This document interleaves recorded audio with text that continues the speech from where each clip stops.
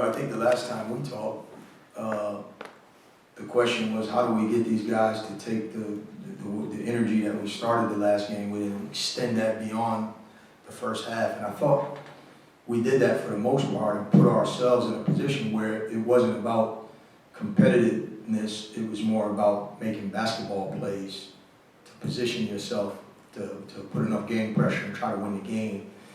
And there was a sequence that stood out to me where Miller made a baseline jump shot with Keon faced up and made a mid-range, and we come down and miss a layup, point blank, and then we foul, they go to free throw line, get the offensive rebound, and Miller makes another shot. And prior to that, Miles went left down the lane, shot a floater, and then he had a shot at the end of a good defensive possession, shot clock running down, players making basketball plays, and we were in a position to make some plays. We didn't get them done, but if we keep putting ourselves in those positions, the guys who haven't been in those situations very often they keep putting themselves there, eventually we'll start to take the next step and make those basketball plays that need to be made to beat a good team like we played tonight.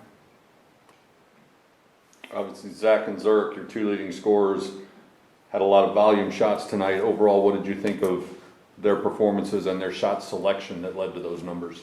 Well, in general, when you get down to the end of the game and you're trying to force the action and stuff, some of that stuff can be a little bit deceptive. And so you have to take some of that with a grain of salt. Certainly, there's a competitive thing, and so many of these kids know one another and all of that, and you have to sift through some of that. But, I like the aggressiveness. I do. And from that, you can learn.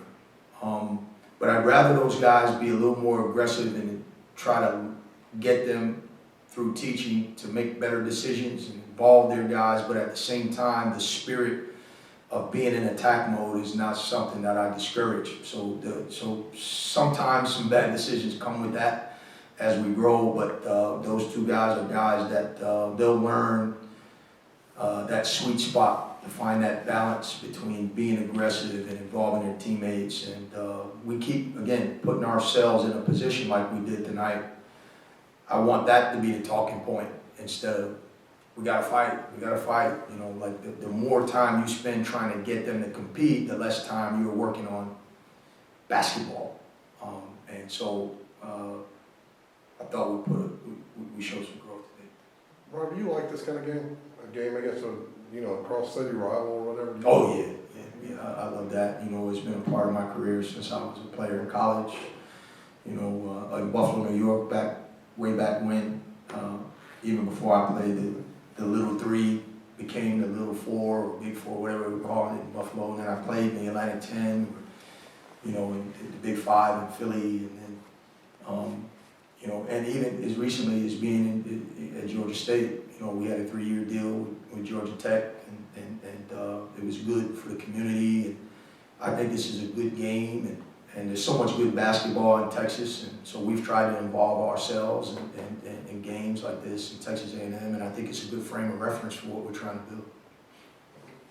You opened this by comparing it to the Arizona State game, extending the energy longer than you did the last time out. Against ASU, they came out faster in the second half, and to your point tonight, you came out with a better start to the second half. Was there a difference in your message at halftime today? I think there was a difference in my energy towards them. I might have said the same thing, but it probably felt better. Because as the game was going on, we've struggled, right, to win games. And as a coach, we're trying to evaluate, all right, do we have the connectedness to come out of this on the other side and develop true metal, right? And coming off a disappointing loss, 2 disappointing losses, 3, whatever, I feel that metal developing, and so I walked into halftime feeling like we're going to be in this. And even when they got it to 13, we didn't feel out of the game. We felt like we had to put some stops together and make some plays, but the way they were communicating with one another really encouraged me. I was inspired by the way they were communicating with one another. It was genuine, it was real. It wasn't like, a lot of times you get in a huddle and like, there's plenty of time, it's not over, these empty statements. And they weren't. It was real, like, competitive spirit. And we had a situation in the first half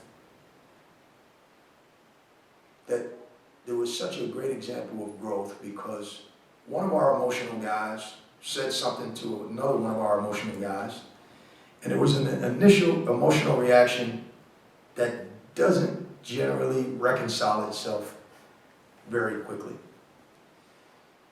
And in that moment, the first emotional guy took a step back and said, you know what?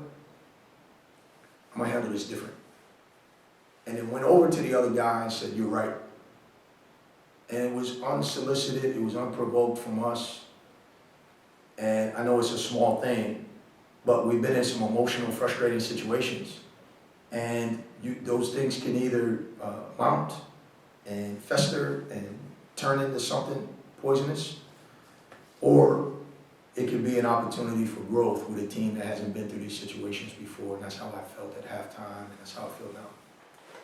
TCU, both players and coach, were pleased with their perimeter defense against your guys, going 2 for 14 from 3. From your standpoint, was it something TCU did defensively, or was it just one of those nights when the shots weren't falling from long range? Well, they're a good defensive team, so they have the right, to feel that way, and they're prepared and they're really well coached.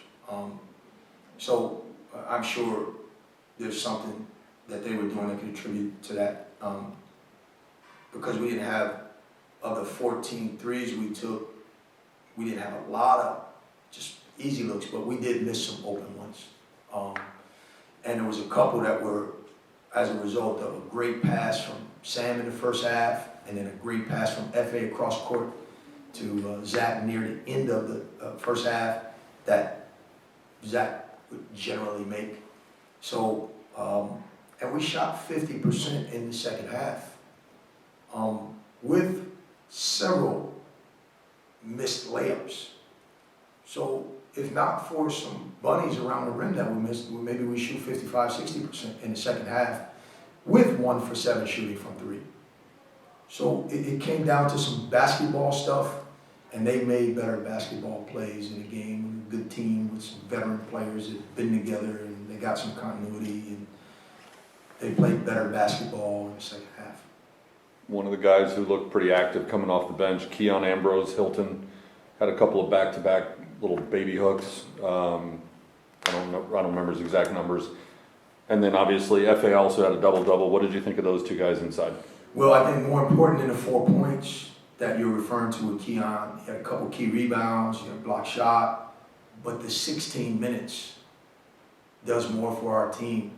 To play a valuable 16 minutes, we were talking the last game that maybe we ran out of gas.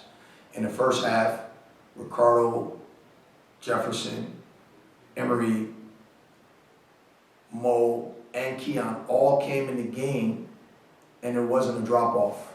We stayed connected in the game, and I thought that had a lot to do with us continuing to be in position in the second half, and then it came down to, all right, we got to make some shots, make some plays, and they did a better job at it.